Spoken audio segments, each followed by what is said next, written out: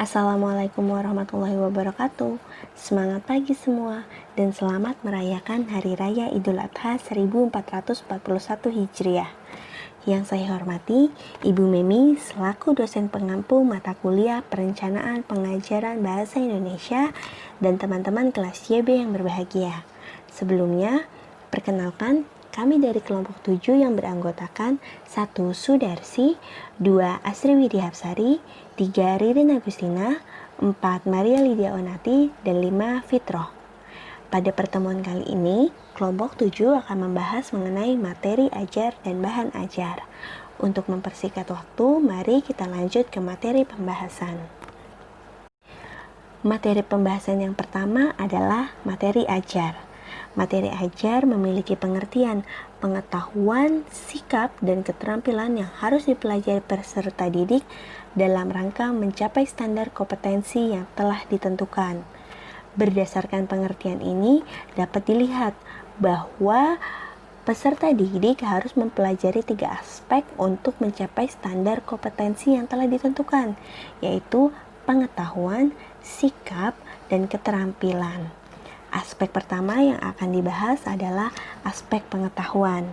Aspek pengetahuan sendiri dalam materi ajar sudah dibagi menjadi 4, yaitu fakta, konsep, prinsip, dan prosedur. Yang pertama adalah fakta. Fakta adalah kebenaran yang dapat diterima oleh nalar dan sesuai dengan panca indera. Hal-hal yang dipelajari peserta didik yang berkaitan dengan nama-nama objek, nama tempat, nama orang, lambang, peristiwa sejarah termasuk ke dalam fakta. Jadi, jika pada kompetensi dasar yang harus dikuasai siswa berupa mengingat suatu objek, simbol, peristiwa, maka materi pembelajaran yang harus diajarkan adalah berupa fakta. Contohnya seperti ini.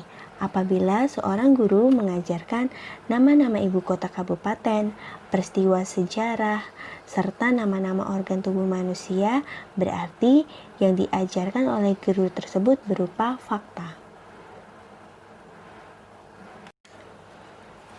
Yang kedua adalah konsep. Konsep memiliki pengertian hasil penyimpulan tentang suatu hal berdasarkan atas adanya ciri-ciri yang sama pada hal tersebut. Hal-hal yang dipelajari peserta didik pada konsep berupa pengertian, definisi, hakikat, atau inti isi. Jadi, jika pada suatu kompetensi dasar yang harus dikuasai siswa berupa kemampuan untuk menyatakan suatu definisi, menuliskan ciri khas, mengklasifikasikan atau mengelompokkan beberapa contoh objek sesuai dengan definisi, maka materi yang harus diajarkan adalah konsep. Contoh, guru meminta siswa untuk mengklasifikasikan kata berdasarkan kelas katanya. Maka yang diajarkan guru tersebut adalah klasifikasi kelas kata. Yang ketiga adalah prinsip. Prinsip adalah suatu pernyataan yang menjelaskan tentang hubungan antara dua konsep atau lebih. Hal-hal yang dipelajari pada prinsip contohnya adalah materi berupa dalil, rumus, postulat, adagium, paradigma, dan teorema. Jadi apabila pada kompetensi dasar yang harus dikuasai siswa berupa menentukan hubungan antara beberapa konsep atau menerapkan hubungan antara berbagai macam konsep, berarti materi pembelajaran yang harus diajarkan termasuk ke dalam kategori prinsip. Contohnya, hubungan antara penawaran dan permintaan suatu barang dalam lalu lintas ekonomi. Jika permintaan naik, sedangkan penawaran tetap, maka harga akan naik. Serta cara menghitung luas persegi panjang, rumus persegi panjang, itu juga termasuk ke dalam prinsip. Yang keempat adalah prosedur. Prosedur adalah materi pembelajaran yang berupa langkah-langkah melakukan suatu kegiatan secara berurutan atau berturut. Hal-hal yang dipelajari peserta didik pada prosedur berupa langkah-langkah ataupun cara kerja melakukan suatu hal. Jadi, jika pada suatu kompetensi dasar yang harus dikuasai siswa berupa menjelaskan atau melakukan langkah-langkah secara urut, maka materi yang harus diajarkan adalah prosedur. Contohnya, cara membuat sabun mandi atau langkah-langkah menulis skripsi. Hal-hal tersebut masuk ke dalam kategori materi ajar prosedur. Selanjutnya, kita akan membahas mengenai aspek yang kedua, yaitu aspek sikap. Dalam aspek sikap, pembelajaran yang diajarkan berupa sikap atau nilai, di mana kompetensi dasar yang harus dikuasai siswa berupa memilih berbuat atau tidak berbuat berdasar pertimbangan baik dan buruk, suka atau tidak suka, serta indah atau tidak indah. Materi pembelajaran aspek sikap ini meliputi pemberian respon, penerimaan apresiasi, internalisasi, dan penilaian. Contohnya seperti ini. Seorang siswa menaati rambu-rambu lalu lintas meskipun ia terlambat ke sekolah, karena di sekolah dia telah diajarkan pentingnya menaati peraturan lalu lintas. Selanjutnya kita beralih ke materi ajar aspek motorik. Materi ajar aspek motorik adalah materi pembelajaran yang diajarkan berupa aspek motorik, di mana kompetensi dasar yang harus dikuasai siswa berupa melakukan perbuatan secara fisik. Contohnya, pelajaran aspek motorik yaitu lompat tinggi. Siswa diharapkan mampu melompati mistar setinggi 125 cm. Maka materi pembelajaran yang harus diajarkan pada siswa adalah teknik melompat tinggi. Selanjutnya mengenai bahan ajar akan disampaikan oleh teman saya. Assalamualaikum warahmatullahi wabarakatuh. Selamat pagi teman-teman. Jadi di sini saya akan menjelaskan mengenai bahan ajar. Bahan ajar merupakan bagian dari sumber belajar, dan pengertian bahan ajar itu sendiri adalah bentuk bahan yang digunakan untuk membantu guru atau instruktur dalam melaksanakan kegiatan belajar mengajar. Selanjutnya, saya akan menjelaskan mengenai jenis-jenis bahan ajar. Di sini, saya akan menjelaskan mengenai jenis bahan ajar cetak. Bahan ajar cetak terdiri dari berbagai jenis. Yang pertama ada handout. Handout adalah bahan pembelajaran yang sangat ringkas, bersumber dari beberapa literatur yang relevan terhadap kompetensi dasar dan materi pokok yang diajarkan kepada peserta didik. Selanjutnya yang kedua ada buku. Buku adalah bahan tertulis yang menyajikan ilmu pengetahuan atau buah pikiran dari pengarangnya yang disusun secara sistematis berdasarkan kurikulum yang berlaku. Selanjutnya yang ketiga ada modul. Modul adalah sebuah buku yang ditulis dengan tujuan agar peserta didik dapat belajar secara mandiri tanpa atau dengan bimbingan guru. Yang keempat ada LKS atau lembar kerja siswa. Lembar kerja siswa adalah lembaran-lembaran yang berisi tugas yang harus dikerjakan oleh peserta didik. Biasanya diikuti dengan langkah-langkah pengerjaannya. Selanjutnya yang kelima yaitu brosur. Brosur adalah bahan informasi tertulis mengenai suatu masalah yang disusun secara bersistem atau cetakan yang terdiri atas beberapa halaman dan dilipat tanpa dijilid, atau selembaran yang berisi keterangan singkat tetapi lengkap tentang perusahaan atau organisasi. Dalam hal ini, brosur yang digunakan dalam pendidikan biasanya memuat materi-materi yang sesuai dengan standar kompetensi atau kompetensi dasar yang akan dicapai. Selanjutnya, yang keenam ada gambar atau foto gambar atau foto.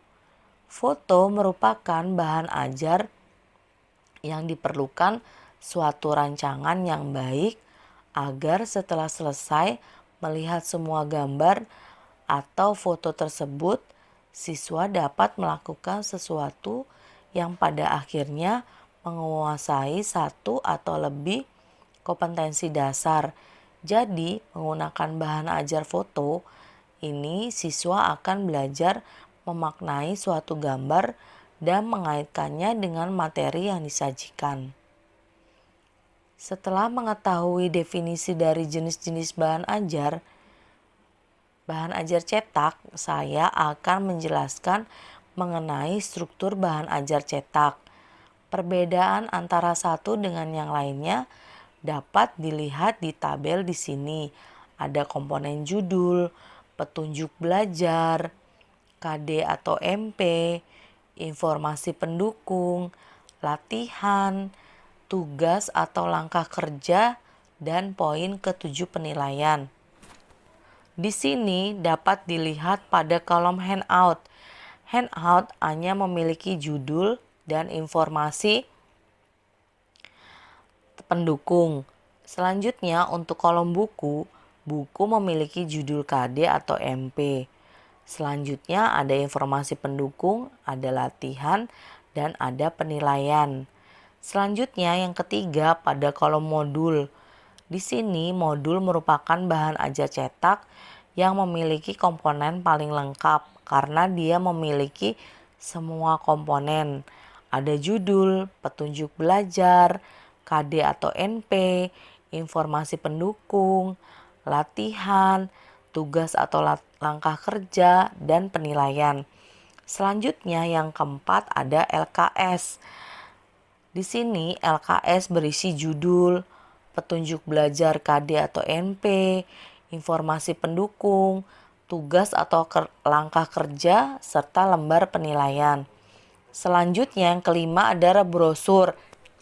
Di sini brosur memuat judul, KD atau NP, informasi pendukung, dan penilaian. Yang terakhir pada jenis bahan ajar cetak adalah gambar atau foto. Di sini gambar atau foto biasanya menyantumkan judul. Untuk tanda yang berbintang dapat diartikan biasanya bisa terdapat, bisa juga tidak terdapat. Demikian penjelasan tentang jenis-jenis bahan ajar cetak. Selanjutnya akan dijelaskan teman saya. Terima kasih. Selamat pagi teman-teman. Di sini saya akan melanjutkan menjelaskan mengenai jenis-jenis bahan ajar. Kalau sebelumnya sudah dijelaskan mengenai jenis-jenis bahan ajar cetak, saya akan menjelaskan mengenai jenis bahan ajar dengar atau audio. Bahan ajar dengar atau audio adalah semua jenis bahan ajar yang mengandung sistem sinyal audio langsung yang dapat dimainkan atau didengar oleh seorang atau sekelompok orang. Contoh dari bahan ajar audio ini dapat berupa kaset, radio piringan hitam, dan compact disc atau biasa kita sebut CD. Selanjutnya, saya akan menjelaskan bahan ajar yang lain, yaitu jenis bahan ajar pandang dengar atau biasa kita sering sebut audiovisual. Bahan ajar audiovisual merupakan sesuatu yang memungkinkan sinyal audio dapat dikombinasikan dengan gambar bergerak seperti secara sekuensial. Contoh dari bahan ajar pandang dengar dapat berupa video compact disc, film, atau video-video pembelajaran. Selanjutnya, saya akan menjelaskan mengenai fungsi dari bahan ajar. Bahan ajar secara umum memiliki 3 fungsi. Yang pertama yaitu sebagai pedomaan guru untuk mengarahkan aktivitas dalam proses pembelajaran sekaligus menjadi substansi kompetensi yang seharusnya diajarkan kepada peserta didik. Fungsi bahan ajar yang kedua sebagai pedomaan guru untuk mengarahkan aktivitas dalam proses pembelajaran sekaligus merupakan substansi kompetensi yang seharusnya dipelajari atau dikuasai. Jadi, kalau poin pertama tadi menjadi substansi kompetensi yang diajarkan kepada peserta didik. Fungsi bahan ajar yang kedua ini sebagai substansi kompetensi yang seharusnya dipelajari atau dikuasai oleh peserta didik. Selanjutnya, fungsi bahan ajar yang ketiga sebagai alat evaluasi pencapaian atau penguasaan hasil pembelajaran. Hal ini dapat diartikan bahwa fungsi bahan ajar itu dapat sebagai bahan atau alat evaluasi. Apakah pembelajaran sudah berjalan dengan baik atau ada hal yang perlu diperbaiki lagi sehingga hasil atau penguasaan yang diperoleh siswa lebih maksimal. Terima kasih.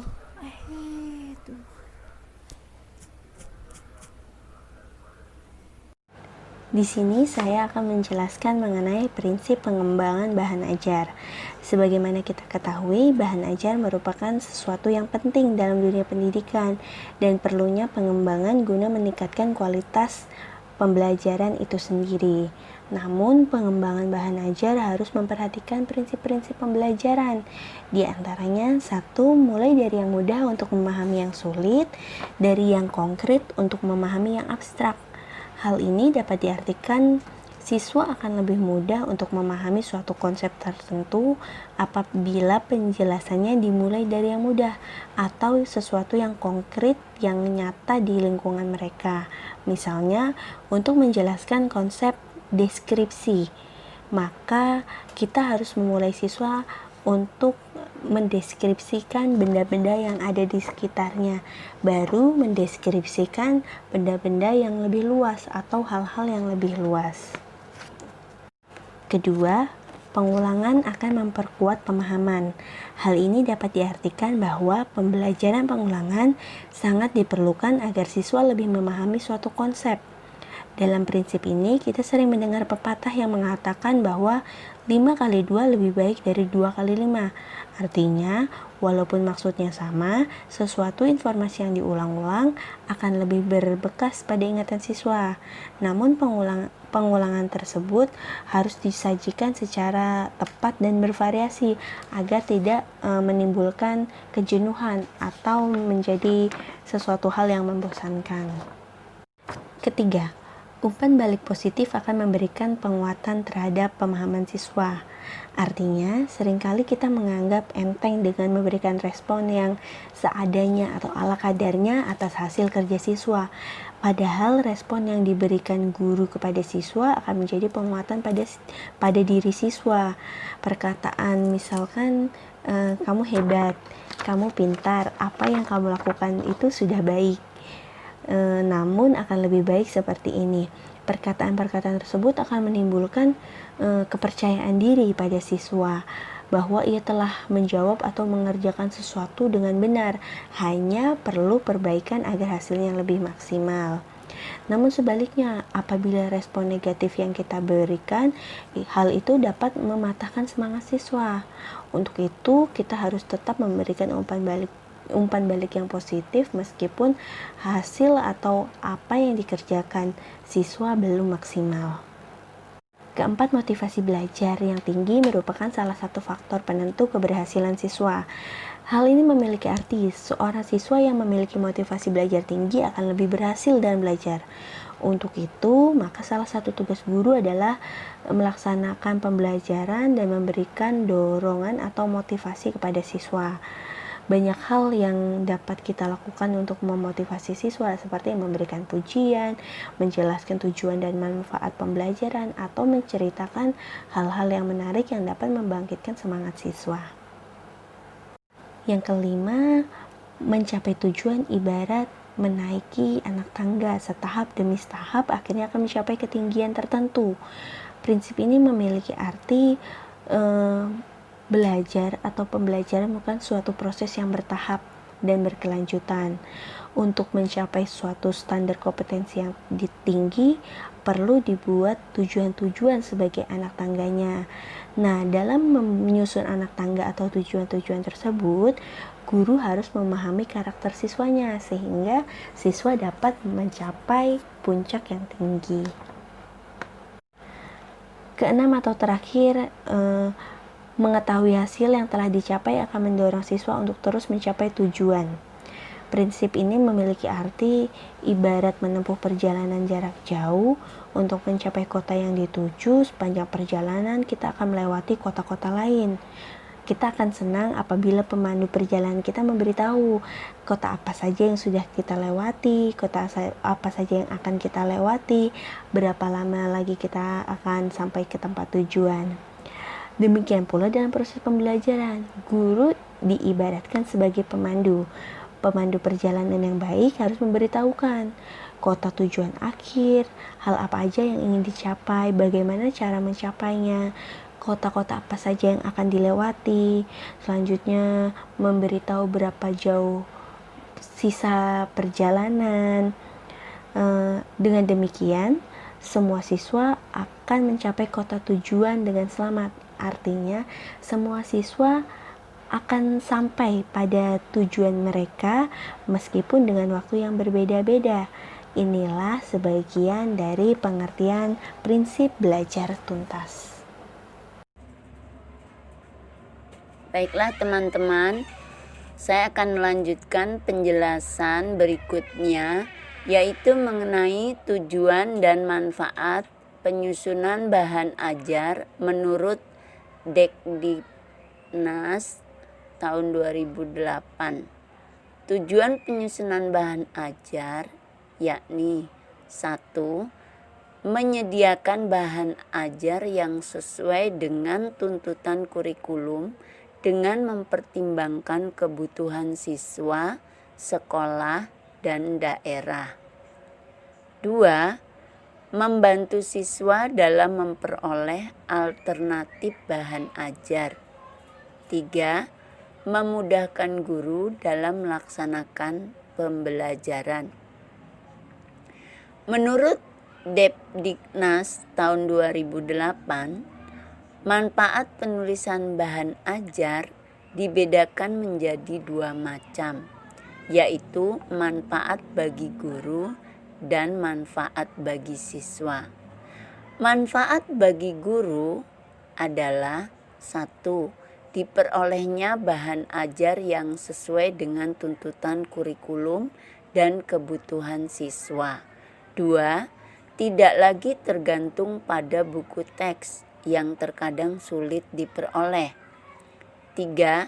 Bahan ajar menjadi lebih kaya karena dikembangkan dengan berbagai referensi. Yang keempat, menambah khasanah pengetahuan dan pengalaman guru dalam menulis bahan ajar. 5. Bahan ajar akan mampu membangun komunikasi pembelajaran yang efektif antara guru dan siswa, karena siswa merasa lebih percaya kepada gurunya. 6. Diperoleh bahan ajar yang dapat membantu pelaksanaan kegiatan pembelajaran. 7. Dapat diajukan sebagai karya yang dinilai mampu menambah angka kredit untuk keperluan kenaikan pangkat. 8. Menambah penghasilan guru jika karyanya diterbitkan. Selain manfaat bagi guru, manfaat bahan ajar juga bagi siswa, yaitu 1. Kegiatan pembelajaran menjadi lebih menarik. 2. Siswa lebih banyak mendapatkan kesempatan untuk belajar secara mandiri dengan bimbingan guru. 3. Guru mendapatkan kemudahan dalam mempelajari setiap kompetensi yang harus dikuasai. Demikian penjelasan mengenai tujuan dan manfaat penyusunan bahan ajar. Lebih kurangnya mohon maaf. Berikutnya saya kembalikan kepada ketua kelompok. Terima kasih.